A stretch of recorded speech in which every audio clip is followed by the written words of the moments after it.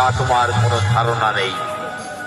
তুমি আজকে আমার হাতে বিনাশ হবে, তুমি তো সেটা জানো না পুতনা।